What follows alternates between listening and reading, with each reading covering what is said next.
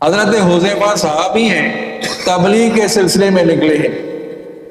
عیسائی ملک ہے، عیسائیوں نے گرفتار کر لیا، چند افراد ہیں، حضرت حذیفہ رضی اللہ عنہ بڑے ہیں، پکڑ لیا، پہلے انعامات کی لالچ دی،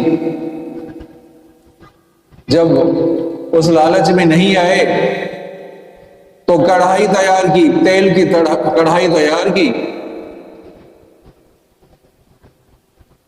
اور کہا گیا کہ اگر ایمان سے باز نہیں آئے تو کڑھائی میں ڈالا جائے گا۔